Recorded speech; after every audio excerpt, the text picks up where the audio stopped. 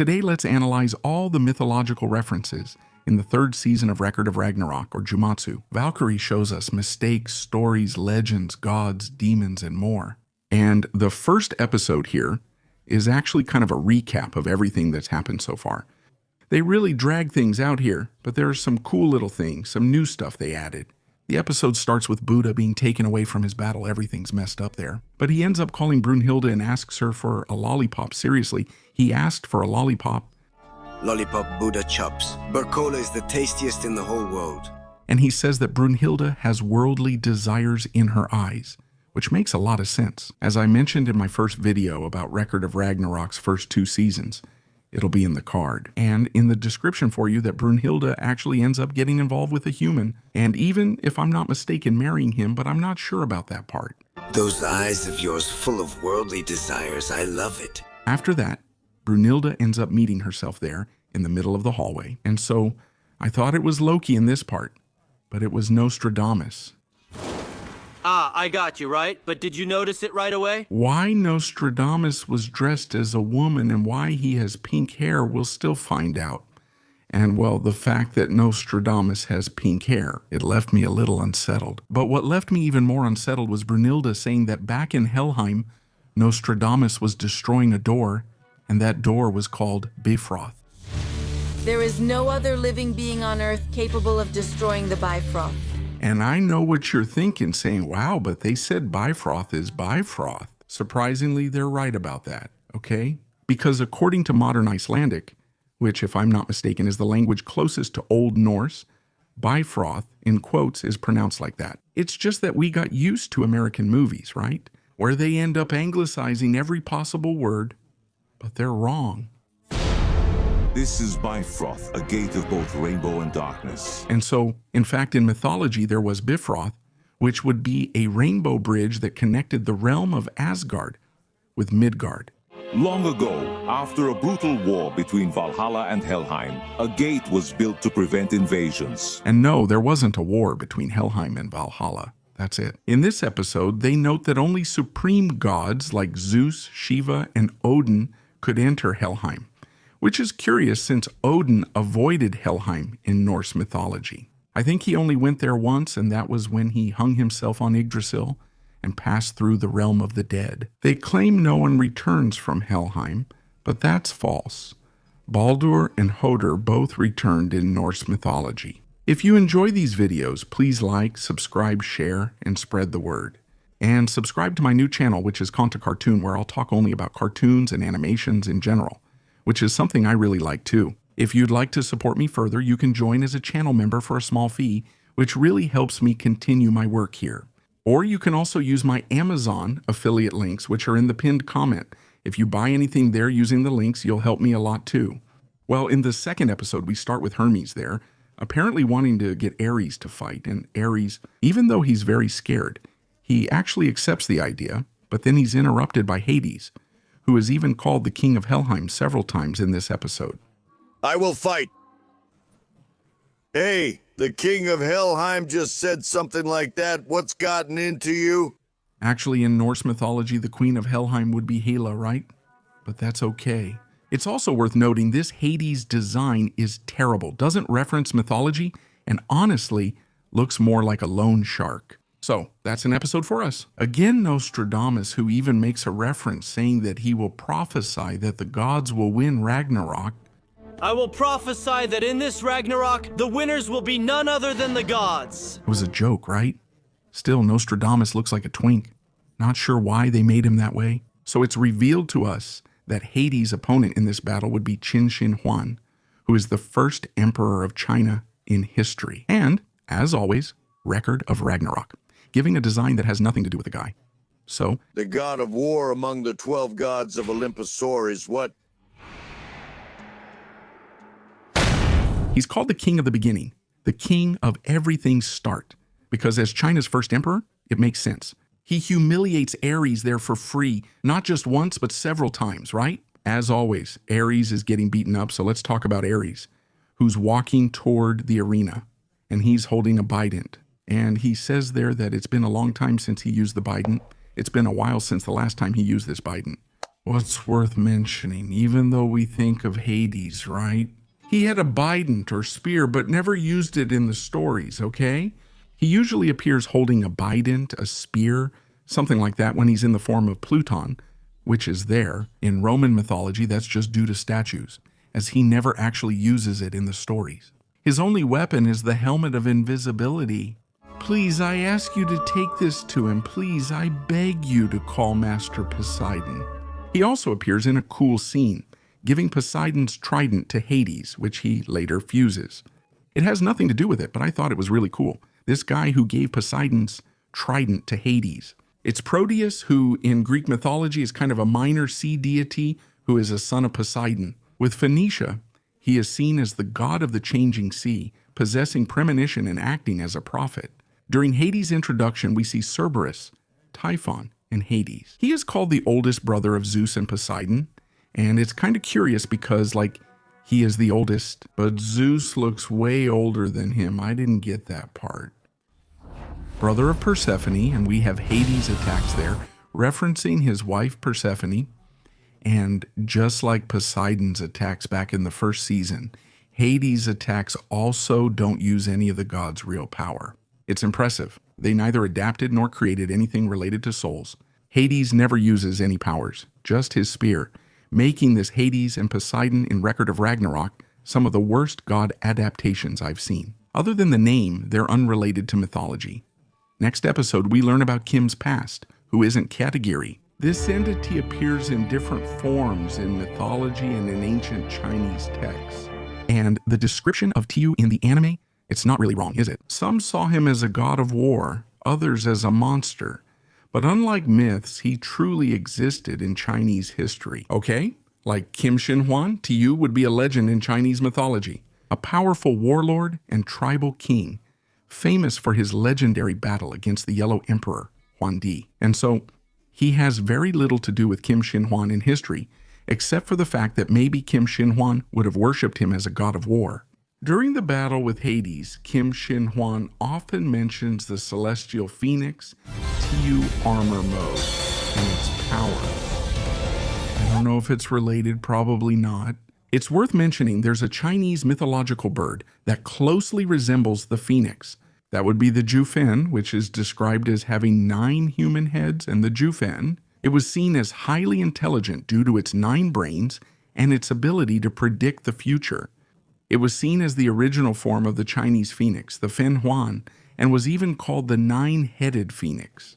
For the Huan, they are Chinese mythological birds, ruling over all other birds. The males are called Fin, and the females are called Huan.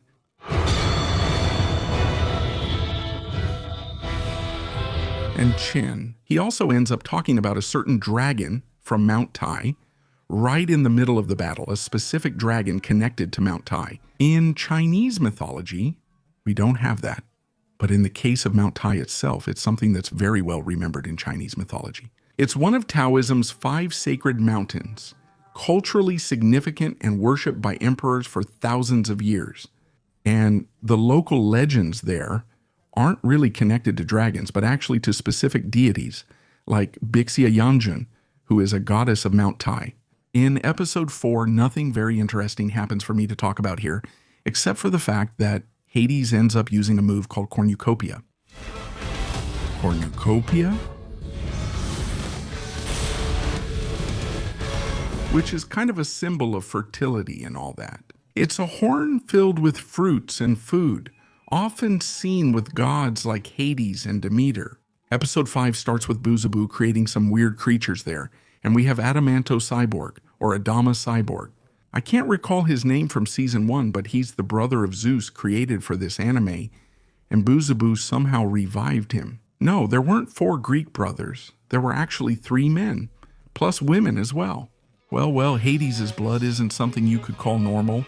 Well, of course, Hades' blood wasn't normal compared to humans, right? And speaking of blood, was there any kind of sacrifice for Hades, where they would end up killing the victim and letting the blood drain into some hole, something like that? Thinking that, this way, the blood would reach Hades and he wouldn't get so pissed off. Hades' blood. Known as Pluto's Ichor, is unique and very powerful. And what if such Pluto's Ichor, right? Here, Ichor refers to the god's golden blood, and Pluto is the Roman name for Hades. Meet Ichor of Desmos. This is my secret card. I don't remember any Desmos or anything called Desmos in Greek mythology. I just know that if it exists, it's probably about connection or bonding, which makes sense. Then with Hades, kind of fighting for Poseidon, right? Conversation? Deimos, one of Ares' sons, personifies panic. Even just saying his name causes deep fear. And they also end up saying that just mentioning Hades' name would bring terror to people, which actually happened in Greek mythology. People avoided saying his name, believing it would help them escape him. During the greatest crisis in Valhalla, the feared Gigantomachy. Well, So here they mention the so-called Gigantomachy, the war between giants and gods in Greek mythology, which actually existed in the mythology. The primordial goddess Gaia did not acknowledge such rule leading the giants. But, I don't remember exactly.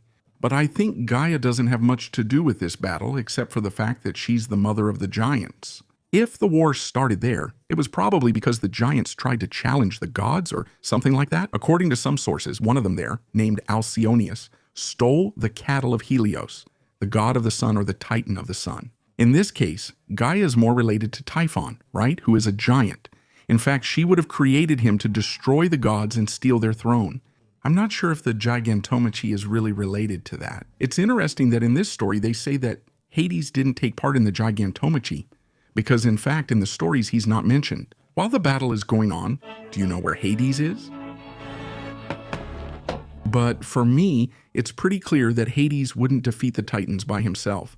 Otherwise, he wouldn't need the Hecatoncheires as his guards. In Tartarus, which served as a prison for both gods and humans, it was essentially the hell of Greek mythology. Exactly. Because as a parallel to paradise, we have, for example, the Elysian fields, and also as a parallel to purgatory, if you believe in it, there's the asphodel meadows, divine compasses.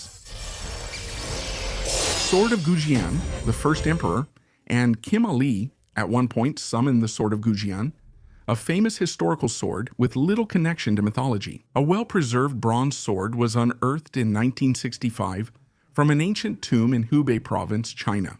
In episode 6, not much mythology occurs, but there are some interesting points. For example, Kim played Hades, and afterward, Adamanto Cyborg wanted to kill Kim. But Beelzebub stops him, and in this anime, Beelzebub has become emo, which is hard to believe. After that, it cuts to Buddha, who is recovering under the trees. Then a new character appears, whom Buddha calls Kim Zinho. Can I? It took me a little while to try to figure out who he was, but apparently he is Sakata Kintoki, or the Golden Boy from Japanese folklore. He was supposed to be a boy with great strength, and they say he was raised by a witch from Mount Ashigara. Kintaro deeply empathized with the mountain animals. Later, he defeated a forest demon named Shoten Doji. He was known as Kintaro until then, but afterward he was called Sakata Kintoki. So Buddha sends him to look for a guy who would shake up Ragnarok, named Sigfrid Frigg, who is a hero from Norse mythology, who killed the dragon Fafnir, the dragon-slaying hero. Sigfrid. After that, it's shown to us that the next fight will be Beelzebub against someone, which we'll see soon. In episode 7, we first get to know Beelzebub's opponent, who is Nikola Tesla, not Beelzebub. He wasn't going to fight against the electric car, but actually against the scientist Nikola Tesla. He looks like a redhead there and is actually quite good looking. But anyway, here we see a reference to the symbol of the real Beelzebub, which would be a fly, because in books and everything else, Beelzebub is represented as an ugly, giant fly. The Lord of the Flies, the embodiment of gluttony itself. And yes, he is connected to the capital sin of gluttony, being one of the 7 princes of hell. So, throughout the whole episode, Beelzebub ends up being called anathema. Here they say that child is cursed by Satan. It would be a Greek word that refers to someone who is cursed, condemned, or banished, whether by God, by the church, by society, anything. Then Beelzebub ends up meeting 3 people who would become his first friends: Lucifer, Samael, and Azazel. Except for those 3 angels, I heard there was a pretty interesting guy in this city. I'm going to put on the screen on the left side the anime version, and on the right side the real image of the characters. Okay?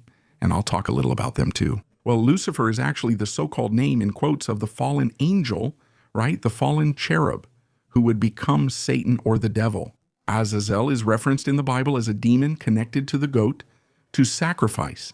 And sometimes he also appears as one of the 7 deadly sins. Samael, one of the 7 kings of hell symbolizing wrath, is sometimes called the poison of God or the left hand of God. He would be an extremely powerful angel connected to temptation, judgment, and sometimes also linked to Lilith, as well as to the demiurge from Gnosticism. Afterward, Beelzebub's 3 friends die mysteriously, and Beelzebub suspects Satan. And it's very curious that they included that, completely separating Beelzebub from Satan and Lucifer. Some versions of angels and demons depict Satan, Lucifer, and Beelzebub as distinct beings. Today, we generally see them as the same. The 7 princes, or kings of hell tied to the 7 deadly sins, identify Satan as wrath and Lucifer, being pride. Nice to meet you. My name is Lilith.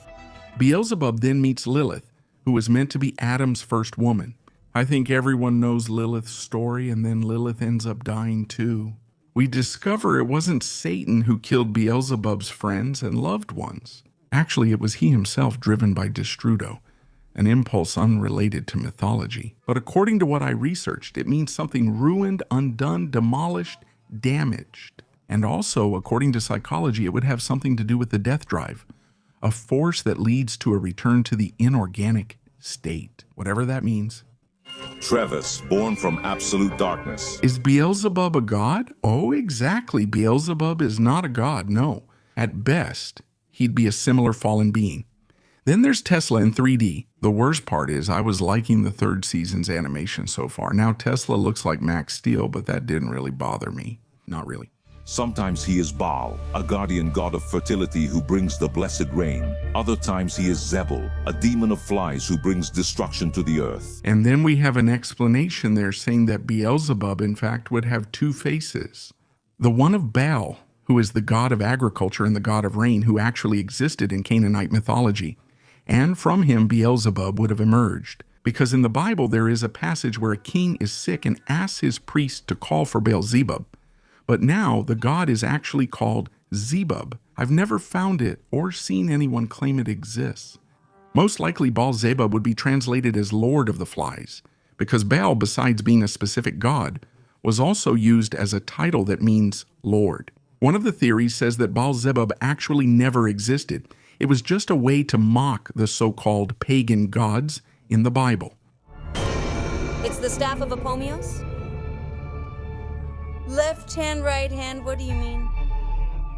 And then we have the name of Beelzebub's staff, which would be the staff of Apomelos, which is probably a reference to a title of Zeus, which would be Apomios, which literally meant to drive away flies, because they used it to drive flies away from the sacrifices. Not much happens in episodes 9 and 10 for me to discuss mythology here, right? It focuses more on Tesla's story. And that's actually kind of cool because it adapts something really interesting, right? Tesla's story is when his older brother dies, and that affects him in a really big way. But other than that, there's not much to talk about. In episode 11, Beelzebub wins the battle. And I'll tell you guys here that as I was watching the episode of the battle between Tesla and Beelzebub, I actually started to like Beelzebub a little bit, mainly due to the noise. His abilities reminded me of flies. If I don't do this, I can't kill you, right?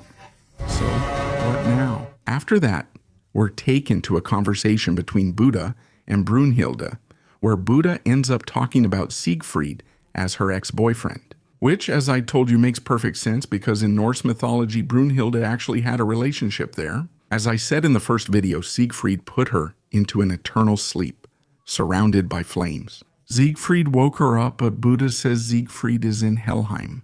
I could even say he shouldn't be there since he'd be a Norse mythology hero, but Norse mythology is confusing about the afterlife since Baldur, a god, still went to Helheim when he died, so I can't say if it's right or wrong.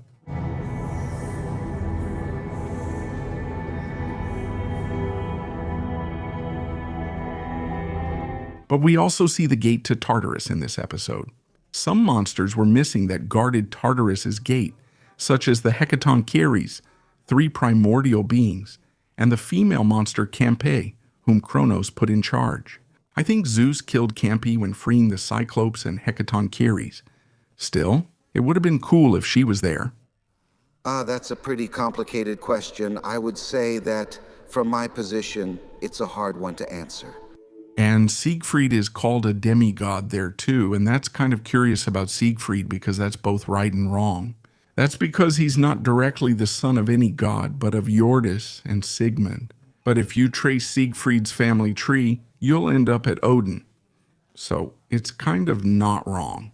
And it's also worth mentioning that the setting of Helheim isn't quite right either, because it should be an extremely cold place. Well, in the next episode, we're introduced to the next fighters, and among them is the god Apollo, who is the one on the screen. Surprisingly, I really liked him in Shumatsu for both his personality and looks, because Apollo, he's perfect for this anime because he's the god of youth and the god of beauty, which is exactly what this anime wants to do with the gods, right?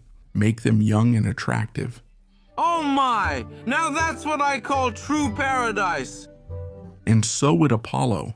In fact, I think he would be in a bathtub with several women, but I think there would be several men in there too. There's occasional media focus on a conflict between Apollo and Ares, but mythology doesn't suggest they didn't get along. Although it would make sense since they're both sons of the same father, just with different mothers. Ares is the son of Hera, and Apollo is the son of Leto.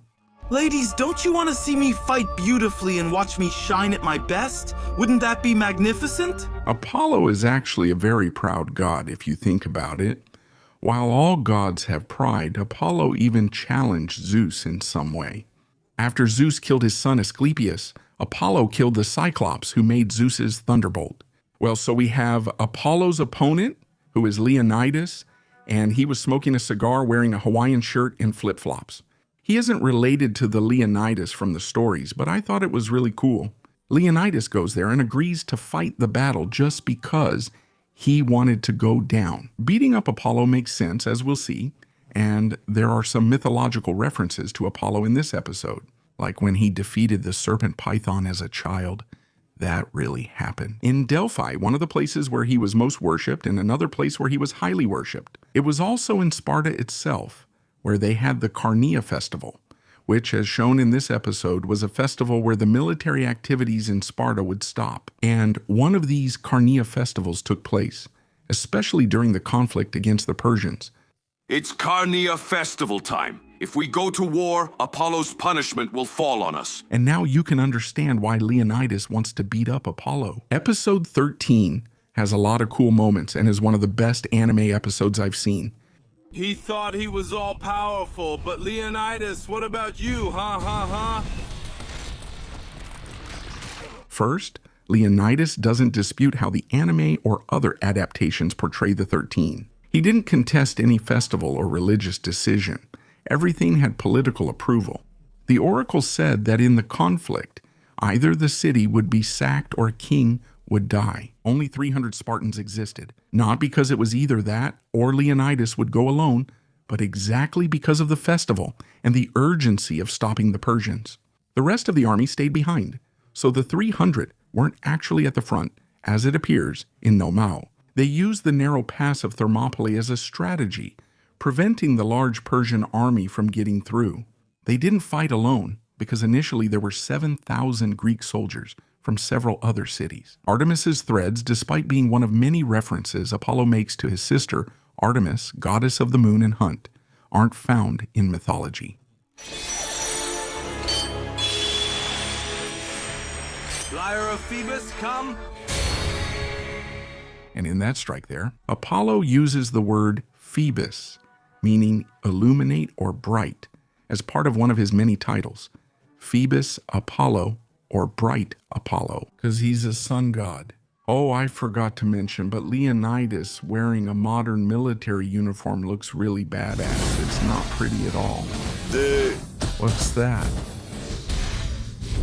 We see Apollo boxing, which makes sense since he was also a god associated with boxing. There's actually a story about Phorbas. He was kind of like a prince in the region of Greece who would attack everyone who went to visit the temple of the Oracle of Delphi. and he ends up being killed by Apollo himself in a boxing match. Apollo hadn't shined like that since the Gigantomachy happened.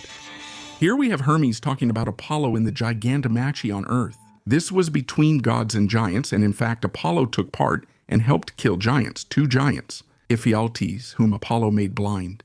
And because of that, Hercules' arrows were able to hit him. Also, Porphyrion is described by some sources as the king of the giants. There is no other god who knows so well the place he should occupy as Apollo. In episode 14, we have the gods saying that if there is a god who knows his place well, it's Apollo. And it's kind of curious that he says that. During the rebellion of Olympus, when the gods tried to overthrow the rulers and take their place, Apollo was among them.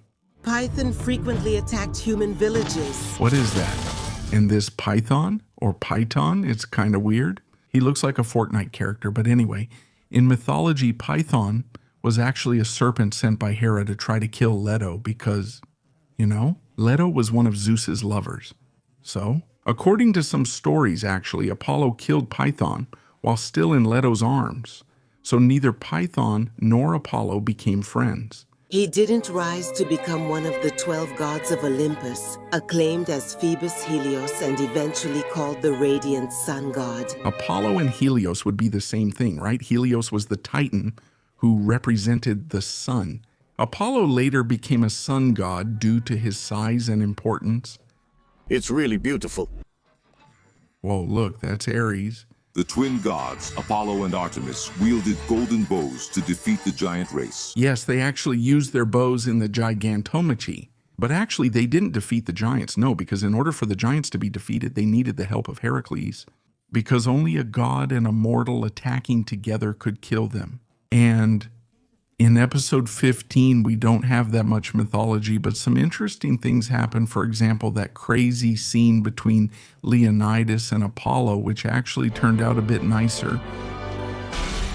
Then we have Okita being chosen as humanity's next fighter. And I'll leave that to talk about in a future season because we'll probably learn more about his background there.